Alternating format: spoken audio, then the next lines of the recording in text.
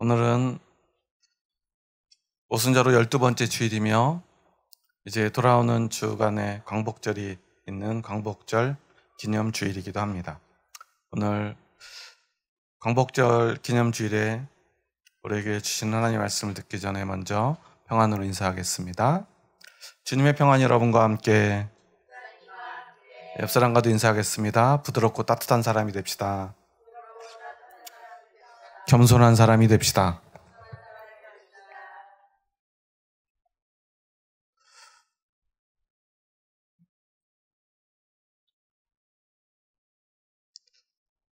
돌아온 주일에는 광복절이 있는 주간인데요. 3.1절 그리고 광복절이 되면 우리의 마음은 참 비장해지는 것 같습니다. 나라를 빼앗긴다는 것은 얼마나 참담한 일입니까? 그 누구에게도 한 나라를 빼앗고요, 그 사람들의 국격과 또한 인격을 말살할 자유는 없습니다. 권리도 없습니다. 예전에 어떠한 강의를 듣는데요, 국경에 대한 이야기가 나오는데, 이 국경이라는 것은 너무나 임의로 만들어진 것이고 또 언제든 변할 수 있는 것이 아니냐라는 한 질문에 대해서 한 분은 그런 이야기를 하더라고요. 물론 과거에 이 국경이라고 하는 것이 임의로 조정되고요, 힘 있는 국가들에 의해서 마음대로 조정되고 유린되던 시절이 있었지만, 이제는 그런 국경은 이제 확정이 되었고 더 이상의 국경을 넘어서 어떤 나라들을 공격하는 시대는 지났다라는 이야기를 해요. 과거 제국주의 시대에는요, 남의 나라를 빼앗는 것이 너무나 쉬웠고요, 그런 거에 대해서 묵인하는 그런 분위기들이 있었습니다. 하지만 이제는 그런 일들을 국가와 국가들이 용서하지 않죠. 그래서 어떤 나라가 어떤 나라를 침범하고 국경을 넘어서면요, 다른 나라들이 그 전쟁에 개입을 하기 시작을 합니다. 그래서 어떤 나라의 이 국경을 둘러싸고 일어난 전쟁에 대해서 그 나라의 편이 되는 나라들을 우리는 동맹이라고 부릅니다. 지금 현 정부는 한미일 동맹에 대한 이야기를 참 많이 하는 것 같아요. 그런데요, 사실 동맹이라고 하는 말을 함부로 해서는 안 됩니다. 왜냐하면 동맹이라고 하는 것은 우리가 우방과는 조금 구분되어야 되기 때문입니다. 우방은 그저 같은 편이다라고 인식되는 어떤 나라들이에요. 예를 들어서 한국의 현 시점에서는 북한은 우리의 우방이 되기는 어렵습니다. 아니, 우방이 될 수가 없지요. 일본은 과거에 한국과의 어떤 관계가 있지만 우리에게 우방으로 인식될 수밖에 없고 실제로 우리의 우방이기도 합니다. 그런데 왜 일본을 동맹이라고 할 수 없느냐 하면요, 동맹은 어떤 동맹 국가의 전쟁이 일어나거나 위기의 상황이 오면 법적으로 서로의 나라의 군대를 파견해야 되기 때문입니다. 군대를 보내야 돼요. 그래서 공식적으로 보자면 한국의 우방은 어떤 나라뿐입니까? 미국뿐이에요. 왜냐하면 한국에 공식적으로 군대를 보낼 수 있는 나라는 미국밖에 없기 때문에 그래요. 어떤 나라 한국이 좀 어려워졌다고 하니까 막 자기 마음대로 군대를 보냅니다. 그러면 우리가 어떻게 해야 되죠? 그 군대를 못 들어오도록 우리가 막아야 돼요. 지금 만약에 일본에서 한국이 북한과 좀 어려운 상황이라고 군대를 보낸다면 여러분은 동의하시겠습니까? 그렇게 우리가 100여 년 전 나라를 빼앗기지 않았습니까? 동맹이라고 하는 것은요, 그런 법적인 의무를 가지는 나라예요. 일본에서 만약에 어떤 문제가 생기면 한국은요, 만약에 한국과 일본이 동맹이라면 우리 군대를 일본에 보내야 돼요. 그럼 우리 군대를 다 일본을 위해서 다 보내고 나면 중국이나 북한이 우리나라를 쳐들어왔을 때 우리는 그것을 막아낼 힘이 없겠죠. 북한과 또는 중국과 어떤 문제가 생겼을 때 일본이 우리나라에 그냥 군대를 보낸다면 그것은 우리나라 국민들이 용납할 수 없을 것입니다. 하필 광복절을 앞두고 정부에서는요, 김영석이라고 하는 사람을 독립기념관장으로 임명했습니다. 많은 논란이 있어요. 그런데 왜 논란이 있는가 하는 것은 우리가 한번 생각해 볼 필요가 있습니다. 사실 우리 기독교인들에게는 이 김영석 교수는 신학교 교수로도 알려져 있는 사람이에요. 현재는 물론 신학교 교수를 하고 있지는 않지만 뉴라이트 인사로 분류되는 사람입니다. 왜 이런 이야기를 하냐면요. 우리 임시정부와 독립운동에 대한 부정적인 입장을 취하고요. 1948년 건국절을 주장하는 사람이기도 합니다. 대한민국의 시작이 이승만 정부냐 아니면 임시정부냐 하는 논란이죠. 그런데 이게 왜 논란이 돼야 됩니까?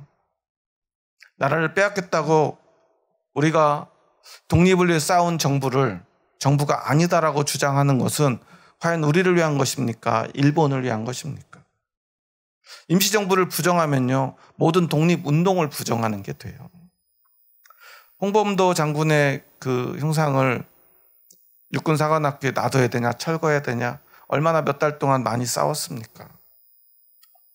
사실 이런 문제가 생긴 건요, 이 뉴라이트에서부터 시작된 이야기예요. 그중에 이 김영석 교수도요, 친일 행위자들의 공과는 따지지 않고 반민족 행위자와 동일시했다라는 주장을 합니다. 일본의 식민지가 근대화를 앞당겼다고도 말합니다. 어떤 사람이 독립운동을 했다 하더라도 반민족적 행위를 했다면, 즉 공산주의자라면 그 사람은 반민족 행위자라는 주장이에요. 그래서 홍범도 장군도요, 그가 독립운동가였지만 그는 공산주의자였다라는 주장입니다. 지금의 공산주의, 즉 북한과 과거 일제시대 때의 상황은 다르지 않습니까? 물론 그런 주장을 펴는 사람이 많이 있기 때문에 그런 주장을 펴는 거에 대해서 우리가 그 입을 막을 수는 없지만, 문제는 그 사람을 하필이면 독립기념관장에 임명했다는 게 문제예요. 이런 문제를 우리가 바라보면서 우리는 우리 신앙의 문제를 돌아봐야 합니다. 왜냐하면 우리 그리스도인이라고 하는 이 직위, 하나님의 백성이라고 하는 우리 그리스도인들의 모습은 어쩌면 이 독립운동가들의 모습과 너무나 닮아 있기 때문에 그래요. 나라를 빼앗겼습니다. 대한민국에 살지만 내가 대한민국의 국민이다라고 말할 수 없죠. 송기정 선수는요, 마라톤 우승을 할 때 가슴에 일장기를 달고 있었습니다. 우리가 생각할 때 송기정 선수는 대한민국의 선수이지만 공식적으로 송기정 선수는 일본의 대표 선수였던 것입니다. 오늘 우리도 마찬가지입니다. 우리는 세상에서 살아갑니다. 세상에 두 발을 딛고 살아갑니다. 이 세상에 속한 사람입니다. 하지만 우리의 주체성은 어떤 것입니까? 우리의 정체성은 우리 스스로 어떻게 생각하고 있습니까? 우리는 이 땅 가운데 살아가지만, 이 땅의 백성이고 이 땅의 국민으로 살아가지만, 세상 사람들처럼 똑같이 살아가지만 우리는 우리 스스로가 이 땅에 속한 사람이 아니라 하나님 나라에 속한 사람이라고 믿지 않습니까? 그리고 일본의 나라를 빼앗겼지만 이 나라의 독립을 위해서 마지막까지 목숨을 바쳐서 싸웠던 수많은 의사와 열사들을 생각해 보십시오. 세상의 기준으로 보면요, 안중근, 윤봉길, 이런 사람들은 어떤 사람들이죠? 테러리스트예요. 폭탄을 던지고요, 총을 쏩니다. 여러분, 지금 한국에서 폭탄을 던지고 총을 쏘는 사람은 어떻게 되죠? 당연히 잡혀가야죠. 감옥에 가야죠. 사람을 많이 죽였다면 사형당해야 합니다. 그래서 그 죄로 인해서 그 사람들은 그렇게 형장의 이슬로 사라져갔습니다. 하지만 우리는 그들을 의사다, 열사다 라고 부르지 않습니까? 왜냐하면 일본에 속했지만 그들은 대한민국의 아들들이었기 때문입니다. 대한민국의 딸들이었기 때문입니다. 오늘 우리도 마찬가지입니다. 오늘 사도 바울은요, 하나님을 본받는 생활에 대한 말씀을 우리에게 주시는데, 이 말씀은 이 앞절의 말씀, 에베소서 전반부의 말씀에서 계속 이어지는 말씀인데요. 25절부터 32절까지의 말씀을 하기 전에 사도 바울은 먼저 22절에서 24절에서 이런 이야기를 합니다. 너희는 유혹의 욕심을 따라 썩어져가는 구습을 따르는 옛사람을 벗어버리고 오직 너희의 심령이 새롭게 되어 하나님을 따라 의와 진리의 거룩함으로 지으심을 받은 새 사람을 입으라 라고 말이죠. 옛사람과 새사람에 대한 이야기를 합니다. 세상에 속한 옛사람을 벗어버리고 이제 하나님 나라에 속한 예수 그리스도에게 속한 새 사람을 입으라고 말합니다. 그리고 새 사람은 어떠한 사람인가에 대해서 이야기를 하고요. 그러면서 우리가 너무나 잘 아는 말씀을 우리에게 주고 있습니다. 오늘 본문에서 우리가 제일 잘 아는 말씀은 26절, 27절의 말씀이지 않습니까? 다시 한번 26절과 7절의 말씀을 함께 읽어볼까요? 분을 내어도 죄를 짓지 말며 해가 지도록 분을 품지 말고 마귀에게 틈을 주지 말라. 우리는 앞뒤 상황들은 잘 잊어버리고요. 이런 하나의 구절들을 많이 기억합니다. 분을 내어도 죄를 짓지 말며 해가 지도록 분을 품지 말고 마귀에게 틈을 주지 말라. 사실 이것은 새 사람의 모습에 대한, 옛사람과 새 사람을 비교하면서 네 가지 모습에 대한 이야기를 계속해서 연달아 하고 있는데요. 거짓을 버리고 참된 것을 말하라. 분을 내어도 죄를 짓지 말라. 그리고 도둑질하는 자가 되지 말고 가난한 자를 구제하는 자가 되라. 선한 일을 하라고 말이죠. 그리고 더러운 말은 하지 말고 덕을 세우는 선한 말을 하라는 네 가지의 말을 옛사람과 새사람의 모습으로 비교해서 우리에게 전해주는 그 말씀 가운데 하나가 바로 분을 내어도 죄를 짓지 말며 해가 지도록 분을 품지 말고 마귀에게 틈을 주지 말라는 것입니다. 그런데 여기서 우리가 다른 것은 좀 쉽게 이해할 수 있어요. 거짓말하는 거 잘못됐다는 건 너무나 잘 알지 않습니까? 이것은 뭐 어떤 이견이 있을 수 없습니다. 어떻게 새 사람이 거짓말을 할 수 있겠습니까? 그리고 도둑질하는 것, 우리가 당연히 하지 말아야 될 잘못이지 않습니까? 그런데 도둑질을 하지 말라라고 하면서 비교하는 것이 뭐냐면 가난한 자에게 구제할 수 있도록 자기 손으로 수고하여 선한 일을 하라라고 말하고 있지요. 무슨 말이냐면 게으르고 일하지 않음으로 인해서 마치 남의 것을 빼앗고 다른 사람의 덕으로 살아가거나 아니면 더 구체적으로 도둑질하는 자 되지 말라. 왜냐하면 우리는 내가 열심히 일하고 땀 흘려서 가난하고 힘들고 병든 나의 이웃을 도와주는 사람, 그들을 구제하는 사람이 되어야 되는데 하물며 너희들이 게으른 사람이거나 아니면 가난한 사람이 되어서 누군가의 도움을 받거나 아니면 누군가에게 피해를 끼치는 사람, 그리고 심지어 도둑질까지 하는 사람이 되어서야 되겠느냐라는 것입니다. 물론 가난이 죄는 아닙니다. 우리가 내가 아무리 열심히 노력해도요, 아무리 했어도 가난할 수 있어요. 하지만 우리는 가난한 그것이 죄가 되도록, 가난이 죄가 되도록 놔두어서는 안 되는 사람이라는 것입니다. 최선을 다해 살아가야 되고 땀 흘려야 되고 애써야 되고, 그래서 나만 부자 되는 것이 아니라 그렇게 열심히 애써서 누군가를 돕는 사람 되라는 것입니다. 그것을 위해 살아가라는 것입니다. 그리고요, 더러운 말에 대한 이야기를 하면서요, 더러운 말은 입 밖에도 내지 말고 덕을 세우는데 소용되는 대로 선한 말을 하여 듣는 자들에게 은혜를 끼치게 하라고 말하고 있죠. 그러니까 여기서 더러운 말은 뭐예요? 그냥 단지요, 뭐 요즘 아이들이 항상 욕을 입에 달고 살잖아요. 그런 것처럼 좀 나쁜 말 하지 말라는 게 아니에요. 여기서 더러운 말은 어떤 것입니까? 그 사람에게 상처를 주는 말, 누군가를 낙심시키는 말, 누군가를 비방하는 말들이에요. 그래서 뒤에 보면요, 너희는 모든 31절에 보면 너희는 모든 악독과 노함과 분냄과 떠드는 것과 비방하는 것을 모든 악의와 함께 버리라고 말합니다.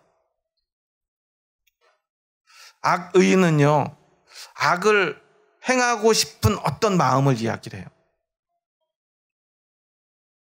그런데 그 마음을 가지면 악독과 노함과 분냄과 떠드는 것과 비방하는 것이 순차적으로 우리 안에서 일어난다라는 것입니다.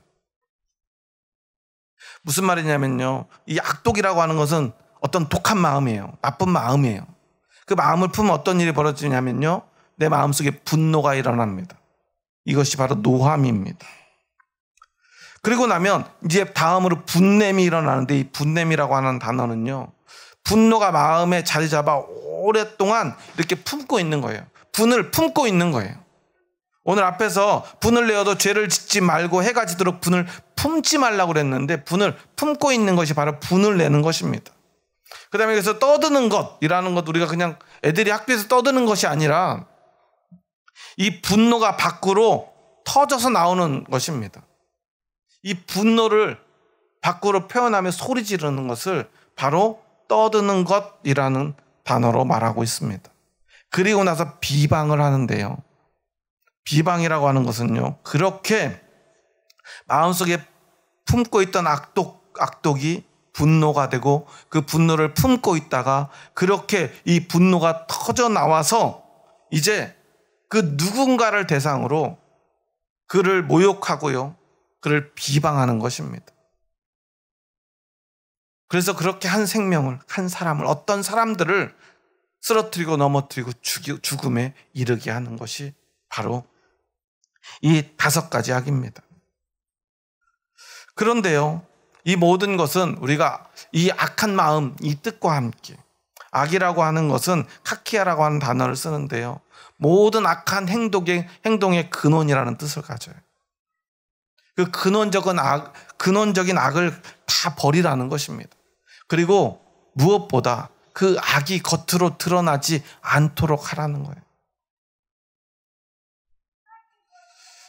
예전에 제가 이제 조금 큰 교회에서 부교육자 생활을 하면서 참 항상 안타까운 건요, 교회는 너무나 아름다운 공동체인데요, 너무나 좋은 분들이 많이 있는데요, 꼭 그곳에서 많지는 않지만 한두 분들이요, 말을 함부로 하는 분들이 있어요. 그분이 입만 열면 누군가에게 반드시 상처를 주는 분들이 있어요. 그런 분들이 제일 많이 하는 말이 있어요. 그 말이 뭘까요? 나는 뒤끝이 없는 사람이야 라는 말. 나는 절대 뒤끝이 없대요. 자기는 그냥 앞에서 솔직하게 얘기하는 것 뿐이래요. 저는 좀 솔직하지 않으셨으면 좋겠어요. 그런데 그렇게 솔직해요. 그런데 그 솔직함이 그 누구도 위로해 주거나, 그 누구도 격려해 주거나, 그 누구에게도 힘을 주지 않아요. 그냥 정말 정확하게 솔직하게 다 지적하고요, 나는 절대로 뒤끝은 없다고 말하면서 하고 싶은 말을 다 하면 사람들에게 상처를 주고 다녀요. 그러면서 사람들이 모이면 말도 제일 많이 합니다. 그러니까 사람들이 어떻게 돼요? 그분 가까이 가지 않으려고 그래요. 그럼 그분이 이런 얘기를 해요. 아, 난 이상하대요. 사람들이 자기 나를 왜 싫어하는지 모르겠대요. 난 잘못한 게 하나도 없는데. 그런데 우리는요, 그리스도인이지 않습니까? 우리 모두는요, 죄 가운데서 태어나서 죄 가운데 살아갑니다. 그리고 우리는 늘 부족합니다. 잘못하기도 하고요, 실수하기도 합니다. 그러다 보니까요, 사람이 모이면 그곳은 항상 상처가 생겨납니다. 누군가가 누군가에게 상처를 주고요, 누군가는 또 상처를 받습니다. 그러다 보니까 이러한 일들이 교회에서 없지 않다는 거예요. 그런데 분을 내어도 죄를 짓지 말라고 오늘 말하지 않습니까? 해가 지도록 분을 품지 말라고 하지 않습니까? 이것은 마귀에게 틈을 주는 것이다라고 말해요. 이 부분은 우리가 조금 더 깊이 살펴볼 필요가 있는데요, 분을 내어도 여기서 이 분이라고 하는 것은요, 2가지 종류가 있습니다. 분은 죄가 아니라는 뜻을 사실 이 말씀은 내포하고 있어요. 왜냐하면 분을 내어도 죄를 짓지 말며 라고 말하지 않습니까? 이 말은 무슨 말이냐면, 분은 죄가 아닌데 분이 죄가 되기도 한다는 거예요. 아니, 분이 죄가 되는 그 근거가 된다는 것입니다. 분에서부터 죄가 시작된다는 거예요. 그런데 분은 죄가 안 될 수 있다는 것을 우리에게 또한 분명히 이야기합니다. 왜냐하면 분이 죄가 아닌 분이 있기 때문입니다. 그것은 바로 예수 그리스도입니다. 예수 그리스도는요, 죄에 대해서 분을 내시는 분이에요. 악한 자들에게, 죄 지은 자들에게 항상 분을 내십니다. 하나님도 진노하셨고요, 예수님도 진노하셨습니다. 죄에 대한 즉각적인 혐오의 반응이 바로 분이라고 하는 거예요. 백성이 죄를 지으면 하나님은 반드시 분노하십니다. 그럼 하나님이 분노하셨으니까 죄를 지으신 걸까요? 아닙니다. 이런 것을 바로 의로운 분, 의분이라고 하는 것입니다. 그래서 우리 그리스도인들에게는요, 근본적으로 이 의분이 있어요. 세상의 죄에 대해서, 세상의 부조리에 대해서. 죄를 짓는 사람을 보면 우리 안에는 의분이 일어납니다. 그리고 그 의분을 내는 것은 결코 죄가 아니라는 거예요. 의분을 내는 것은요, 죄를 짓지 않는 것인데, 오히려요, 오늘날 신자들을 보면요, 이 죄에 대해서 의분을 낼 줄 모르는 경우가 너무나 많아요. 오히려 이것이 죄일 수 있어요. 죄에 순응하는 것이 진짜 죄가 아니겠습니까? 잘못된 것을 알면서도 우리가 동조하는 것이야말로 진짜 죄가 아니겠습니까? 그래서 사실 성경의 내용, 예수 그리스도의 행적을 보자면요, 평화를 만들기 위해서 불의에 대해서는 평화를 깨는 말들을 수도 없이 해왔다는 거예요. 바리새인들에 대해서 항상 예수님이 제일 많이 사용하는 말이 뭐죠? 독사의 자식들이라는 말. 이번에도 어떤 국회 청문회를 보니까 한 목사님이 증인으로 나왔는데 한 국회의원이 그러더라고요. 지금 당신이 목사니까 예수님이 오셔가지고 우리들을 보면은 당신 같은 사람 보면은 뭐라고 하겠냐고. 그러니까 그 질문한 국회의원에게 국회의원님 같은 분을 보면서 예수님은 독사의 자식들이라고 할 것 같습니다. 막 이야기를 하더라고요. 물론 누가 옳은지 그런지 싸우다 보니 감정이 격해져서 나온 말인 것 같아요. 그런데 예수님이 하신 이 독사의 자식들이라는 말의 의미에 대해서 우리는 깊이 생각해야 돼요. 사실 심한 욕이고요, 입에 담을 수 없는 말이에요. 독사의 자식들이라는 말이 유대인들에게 이렇게 입 밖으로 나온다는 것은요, 그들은 하나님의 백성이 되기 위해서 목숨을 바치는 사람들인데 너는 하나님의 백성이 아니라 이 독사, 곧 사탄의 자식이야 라고 말하는 것입니다.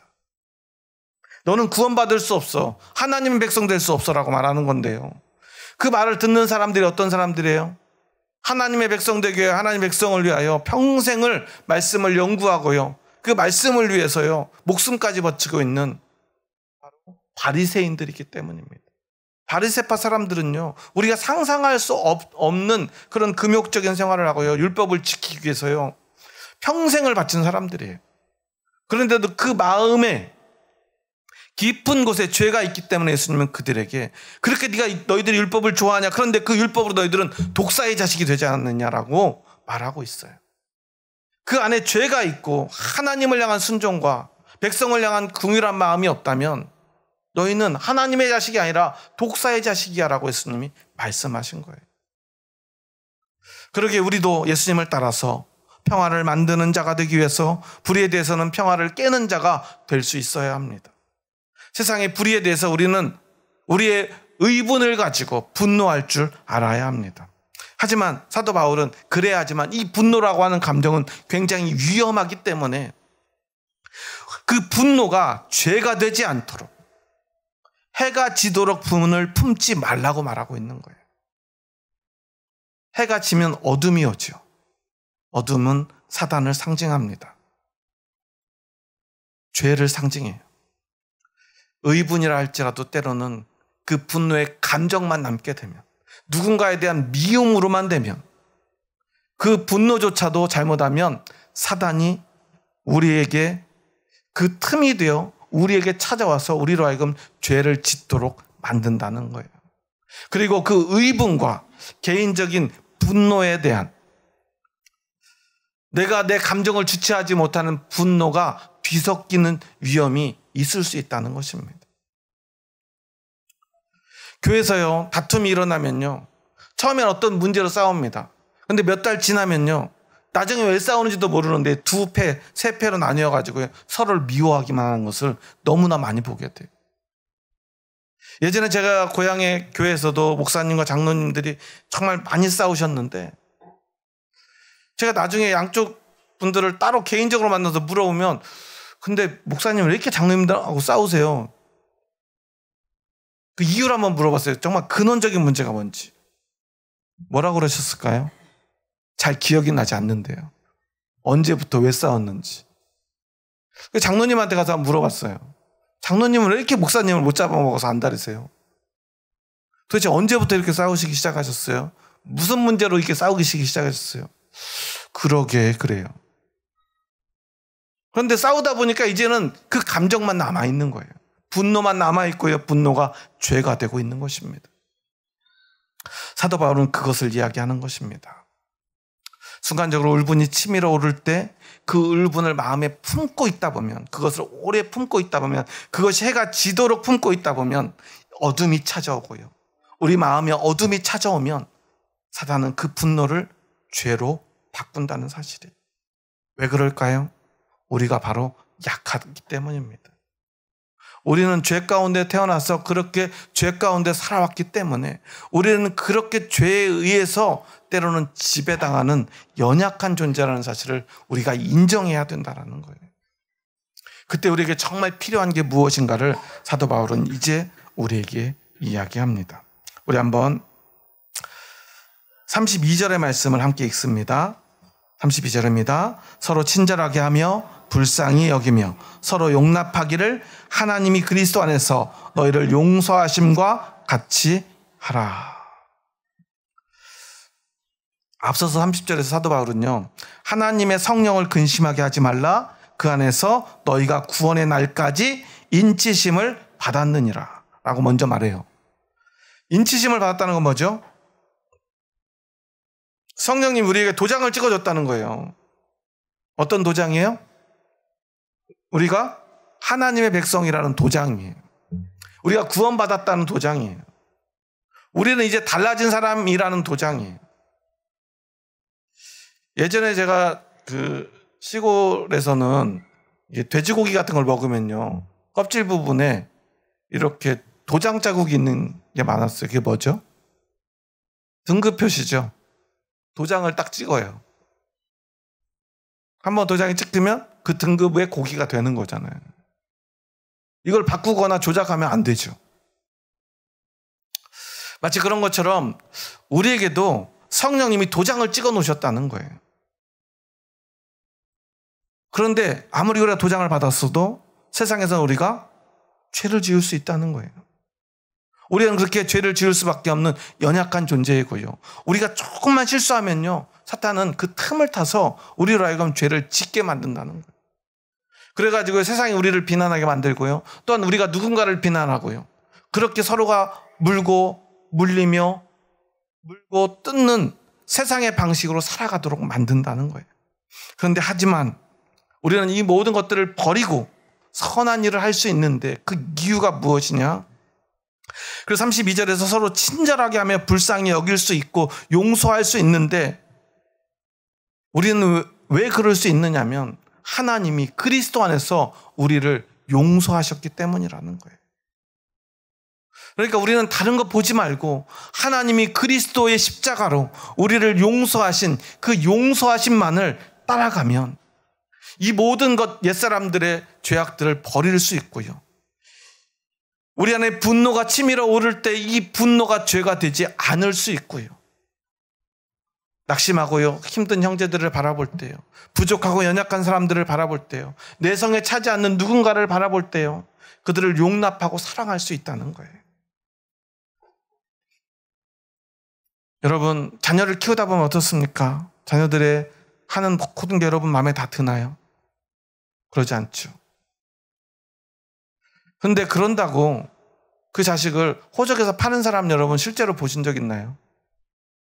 그렇게 호적에서 판다고 해도요. 실제로 호적에서 판 사람은 아직까지 저는 한 번도 못 봤어요. 왜 그러죠? 자기 자식이니까 그래요. 그러니까 아무리 잘못해도요. 막 소리 지르고 화내고 때로는요. 때리고요. 쫓아냈다가도요. 그 문제 다시 집안에 들이지 않습니까? 저도 딸이 하나밖에 없다 보니까 애지중지 키운다고 키웠지만 저도 저희 딸을 집에서 한 2-3번 정도 내보냈던 것 같아요. 근데 참 저희 딸은 그래도 심지가 굳어가지고 제가 이렇게 내보내면 나 집에 나가라 그러면 그러더라고요. 내가 왜 나가야 돼요, 아빠? 혼나고 있는 와중에도 나가면 저만 손해인 것 같은데 전 나가기 싫어요 라고 말을 해요. 그런데 제가 막 화가 나가지고 내쫓으면요. 제가 이제 너무 오래 밖에 놔두면 안 되니까 그냥 화난 것처럼 방에 들어가면 저희 집사람이 문을 열고 야 조용히 들어오라고 저희 딸을 들여보내요. 그러면 저는 또 모른 척하고 집에 이제 들어온 걸 제가 모르는 것처럼 하면서 잠깐 놔둬요. 그리고 시간이 지나면요. 서로 없었던 것처럼 다음날 또 같이 밥을 먹고 있어요. 왜 그러냐면 내 사랑하는 딸이기 때문에 그래요. 화가 나지만 하는 어떤 말과 행동이 잘못됐지만 근본적으로요. 우리 마음에는 용서하고 싶은 마음이 더 크기 때문에 그래요. 잘 됐으면 하는 마음, 사랑하는 마음이 더 크기 때문에요. 그 잘못을요. 어떻게든 용서하고자 하는 마음으로 대한다는 거예요. 그리고 이 문제가 다 해결되지 않아도 심지어는요. 그냥 넘어가 줍니다. 몰라서가 아니에요. 알지만. 그런데 우리가 하물며 예수 그리스도의 십자가로 내가 용서받았고 우리가 용서받아서 용서받은 사람들이 모인 이곳에서 용서하지 못하면 너희는 과연 무엇이냐? 라고 우리에게 말하고 있는 것입니다. 그래서 교회는요. 첫째 용서받는 곳이고요. 둘째 용서하는 곳이어야 합니다. 그래서 우리는 우리의 모습을 돌아볼 때 늘 가장 먼저 이 용서로 나를 성찰해야 합니다. 나는 오늘 다른 사람들을 형제와 자매를 용서하고 있는가? 여러분은 용서하고 있습니까? 교회는 다른 말로 공동체라는 표현을 씁니다. 공동체라고 하는 건요. 사랑으로 함께 모여서 하나가 되는 거예요. 그게 바로 교회의 본질입니다. 예수 그리스도의 사랑으로요. 우리가 용서받고 그 사랑으로 용서받은 사람들이 하나로 모여서 이제 하나가 되어가는 거예요. 그런데 여기에서 이 하나 된다고 하는 것은 우리가 다양성을 완전히 말살하는 것이 아닙니다. 획일화가 아니에요. 그래서 우리에게는 중요한 것 하나가 있는데 바로 거룩함입니다. 왜냐하면 다양성이 없는 통일성, 모든 사람이 나와 같이 되기를 바라는 획일성은 우리 공동체 자체를 무너뜨리는 것이에요. 그것을 공동체라고 할 수 없어요. 그것은 폭력적이고요. 사람을 내 마음대로 조종하려는 인간의 죄의 속성이 드러나는 것뿐입니다. 하지만 그렇게 다른 사람이 나와 똑같지 않음에도 불구하고 함께 할 수 있는 근거는 어디에 있습니까? 바로 예수 그리스도의 용서에 있다는 거예요. 나와 다른 사람을 내가 생각할 때 이게 옳은 것인데 잘못하고 있는 저 사람을 용서할 수 있는 마음이 없이 우리는 진짜 공동체를 이룰 수 없다는 것입니다. 그래서 교회는요. 거룩성이 없는 통일성이나 통일성이 없는 거룩성을 우리는 과감하게 버려야 합니다. 우리는 거룩하게 하나 되어야 돼요. 다른 말로 하면 용서함으로, 용납함으로, 다른 사람의 다름을 용서함으로 우리는 하나가 되어가는 것입니다. 이것이 바로 교회의 본질입니다.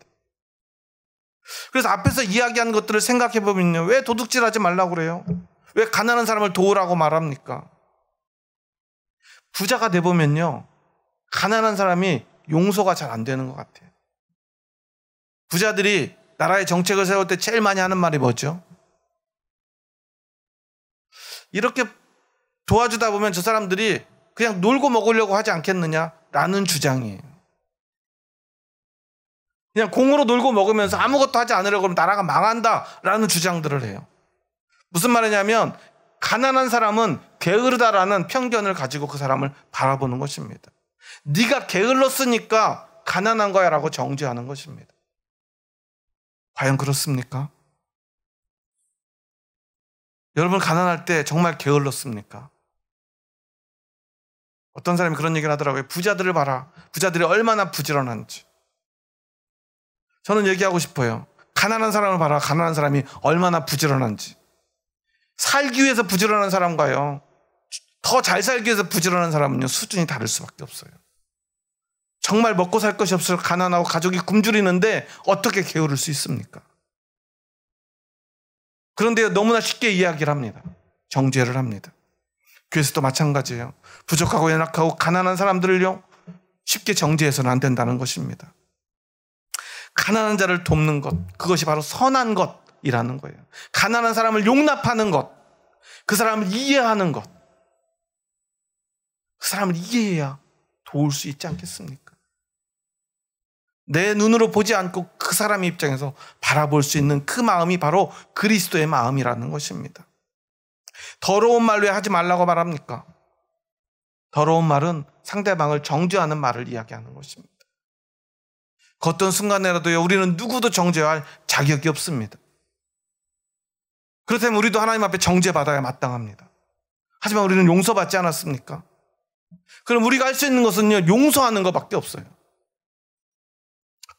예전에 제가 개척을 처음 했을 때요, 저하고 개척을 함께한 집사님이 정말 열심히 해주셨어요. 저는 개척을 할 수 없는 상황이었습니다. 어느 날 갑자기 교회에서 나와서요, 한겨울에 집도 절도 없이 진짜 가족들하고 가정 예배만 드릴 수밖에 없는 상황이었어요. 그 집도 겨우 구했습니다. 그런데 집사님이 와서 교회도 임대해주고 임대료도 내주고 제 사례비까지 주셨는데요, 그분도 어려운 상황이었어요. 빚만 20억에 사업을 하다가 쫄딱 망하신 분인데 돈이 없으니까 사람들한테 돈을 빌려서 사업을 새롭게 시작하시던 분이었어요. 그러니까 지금 현금이 정말 단 한 푼이 아쉬운 그분이요, 한 달에 200만 원씩 헌금하면서 함께 제가 있는 상황을 이해하고요, 돕겠다고 함께 개척을 했어요. 그래서 열심히 했는데요, 문제가 생깁니다. 교회 한 분이 예배 시간만 되면 한 25분쯤 지나서 11시 25분쯤 교회 늦지막히 들어와요. 그리고 뒤에 앉아가지고 예배 드리고요, 끝나서 교회 무슨 일이 생기면요, 항상 자기 주장을 강하게 하면서요, 다른 사람한테 자꾸 뭐라고 합니다. 그러면서 삶이, 행동이 변하지 않아요. 그러니까 저와 같이 개척했던 집사님이 저를 찾아와서 계속 이야기합니다.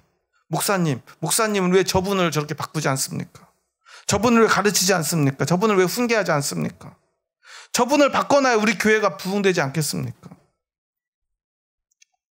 그때 제가 그 집사님에게 드린 말씀이 있어요. 죄송합니다, 집사님. 그런데 저는요, 그분을 바꿀 능력이 없어요. 20살이 넘은 성인을 제가 어떻게 개조시킵니까? 그분을 어떻게 바꿉니까? 물론 저는 그분에게 수백 번, 수천 번을 권면했습니다. 집사님, 제발 예배 시간에 11시 예배면 10분 전, 20분 전에 좀 와주세요. 아니면 제가 데리러 갈까요? 오지 마세요, 목사님. 제가 알아서 갑니다. 그리고 그 다음 주에도 또 11시 25분에 도착해요. 성도들하고 식사 문제로 다툼이 생길 때도 서로 각자가 좀 나눠서 식사 준비하자니까 나는 못하니까 우리 같이 하지 마. 그래서 하지 못하게 만들어요.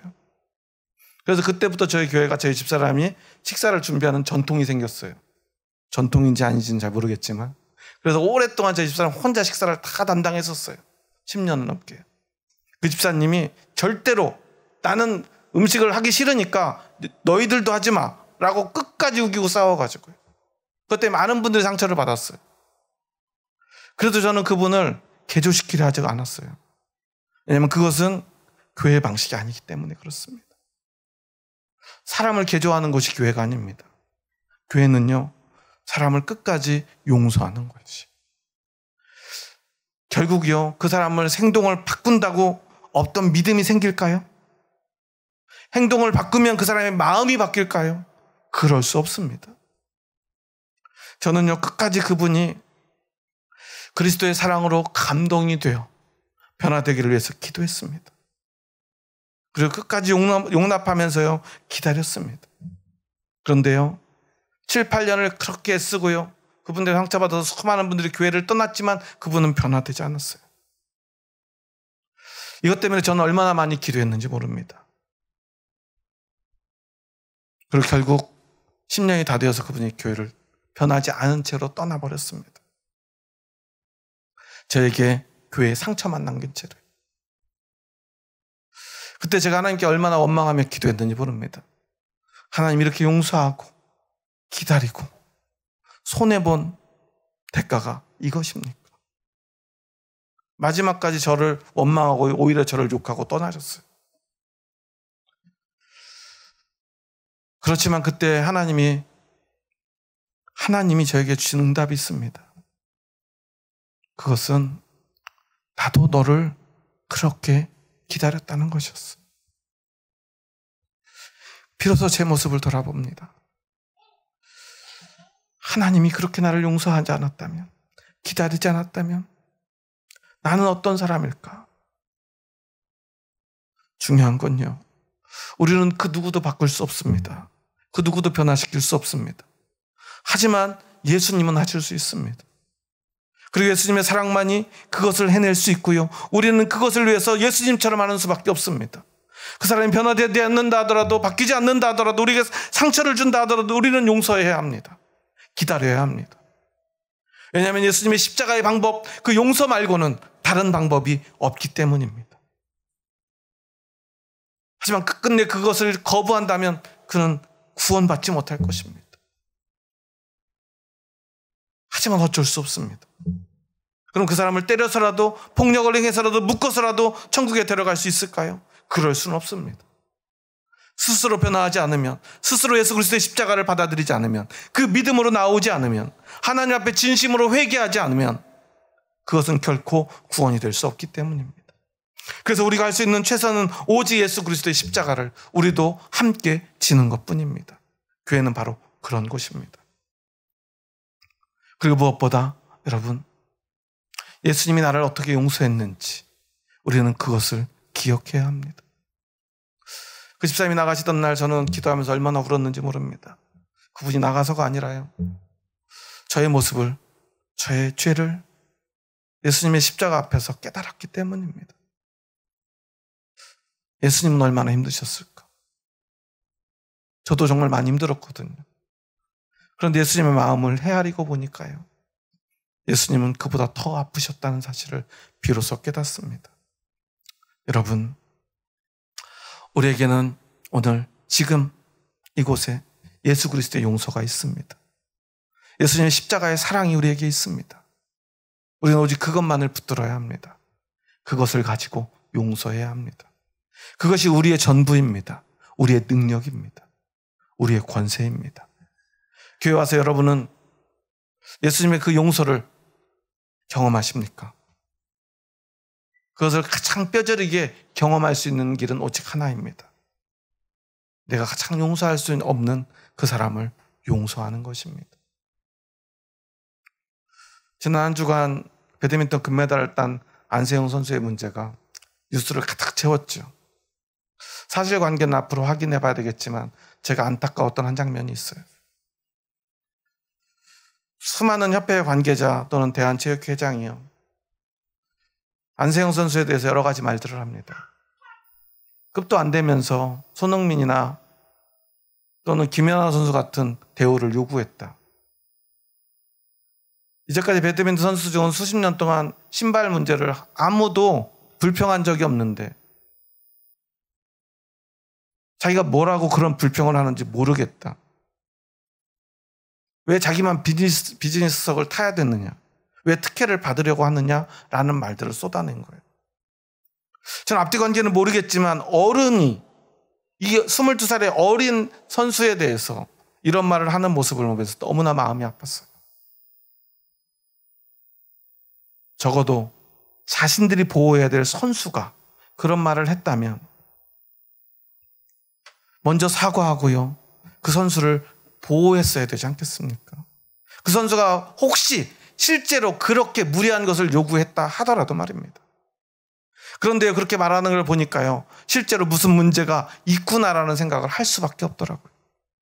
왜냐하면 저 협회는, 저 단체는 서로를 지켜주고 보호해주고 용납해주고 사랑해주고 지켜주는 단체가 아니다라는 생각이 들 수밖에 없기 때문입니다. 이제 우리 교회를 돌아봐야 되지 않겠습니까? 교회 안에서요, 누군가가 서로를 욕하고요, 서로를 비난하고요, 어떤 불만을 이야기했을 때 사실은 네가 더 잘못했잖아 라고 말한다면 그것은 결코 교회 공동체의 본 모습이 될 수 없습니다. 그런데 오늘 교회들이 그렇게 하고 있지 않습니까? 다시 한번 오늘 우리의 모습을 돌아보았으면 좋겠습니다. 여러분은 오늘 용서하고 계십니까? 용납하고 계십니까? 그렇다면 우리는 그리스도인입니다. 새 사람입니다. 하나님의 백성이 맞습니다. 하지만 오늘 내가 누군가를 용납하지 못하고 있다면 그것은 그 사람의 잘못도 있겠지만 무엇보다 내 안에 예수 그리스도의 십자가가 살아있는지, 십자가의 용서가 살아있는지를 돌아봐야 될 것입니다. 이것이 바로 믿음의 본질인 것입니다. 여러분, 오늘 내가 용납하고 사랑해야 될 형제 자매들이 이곳에 있습니다. 나와 함께 예수님께 용서받은 형제 자매들이 있습니다. 그 소중한 사람들이 이곳에 있습니다. 내가 바로 지켜줘야 될 사람들입니다. 그리고 언젠가 나에게 어려움이 올 때 내가 지켜준 그 형제 자매들이 나를 지켜줄 것을 우리는 믿어야 합니다. 이것이 바로 우리에게 교회가 필요한 이유입니다. 교회에 우리가 필요한 이유입니다. 사도 바울은 그 이야기를 하고 싶었던 것 같습니다. 성경에 볼 때 뭐 하지 말라 할 때 우리는 이것이 짐으로 느껴집니다. 우리를 강제하는 것 같고요, 억압하는 것처럼 느껴집니다. 사도 바울도 이런 이야기를 많이 하지만요, 그의 끝에는 늘 하나님의 은혜를 이야기합니다. 예수님의 십자가의 용서를 이야기합니다. 왜 그렇습니까? 그것만이 우리의 능력이기 때문입니다. 그렇게 이제는 우리가 이것을 할 수 있는 사람이 되었다는 증거이기 때문입니다. 여러분은 용서할 수 있는 사람들입니다. 여러분에게는 그 능력이 있습니다. 원래 우리는 누군가를 용서할 수 없는 사람입니다. 하지만 이제 우리는 용서할 수 있는 사람이 되었습니다. 우리는 그것을 증명해야 합니다. 그것을 증거해야 합니다. 오늘 그렇게 내가 용서받았음을 확신하고요, 내가 누군가를 용서하며 내가 이 용서받은 이 은혜가 얼마나 큰가를 날마다 확인하는 저와 여러분 될 수 있기를 주님의 이름으로 축원합니다. 무엇보다 우리가 교회에 올 때마다 그것을 확인할 수 있기를 소망합니다. 우리 한번 그렇게 용서의 증거인 형제 자매들을 바라보면서 이렇게 인사했으면 좋겠습니다. 옆 사람 보면서 인사하겠습니다. 옆 사람 보면서 인사합니다. 하나님이 우리를 용서하셨습니다. 예수님의 십자가의 용서가 우리 안에 있습니다. 저도 당신을 용서합니다. 네, 그렇게 용납하는 우리 서로가 되었으면 좋겠습니다. 내 눈에 부족할 때 여러분 더 용서하십시오. 용납하십시오. 그것이 바로 예수 그리스도의 사랑이 내 안에 있다는 증거입니다. 그 마음이 우리 안에 있을 때 비로소 우리는 사랑한다고 진심으로 말할 수 있게 된다는 그 사실을 기억하며 우리 마지막으로 다시 한번 주의 사랑으로 사랑한다고 인사합니다. 주의 사랑으로 사랑합니다. 주의 사랑으로 진짜 사랑합니다. 진짜 사랑하시죠? 너무 귀하시죠? 이곳에 주님의 사랑과 용서가 함께하는 줄 믿습니다. 기도하시겠습니다.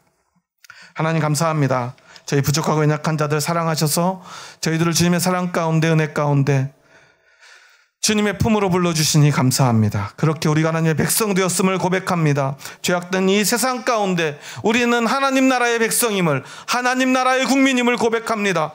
하지만 세상에 살아간다는 것, 우리는 그것을 드러내기 어렵습니다. 세상과 싸우기 어렵습니다. 우리는 그것 앞에 무기력합니다.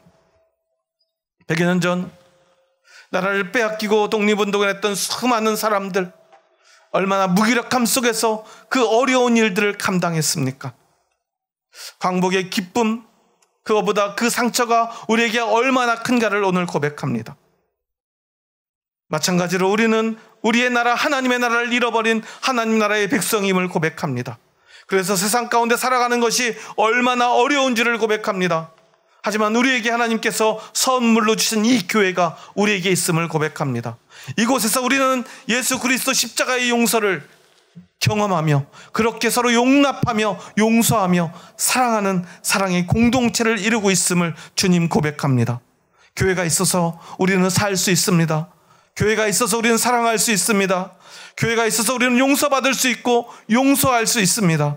주님, 그 귀한 교회가 우리 앞에 있음을, 그리고 또한 우리가 그렇게 교회 되었음을 주님 앞에 믿음으로 고백하오니 우리의 그 믿음을 받아주시고 우리로 참 교회 되게 하여 주시옵소서. 예수님의 이름으로 기도합니다. 아멘.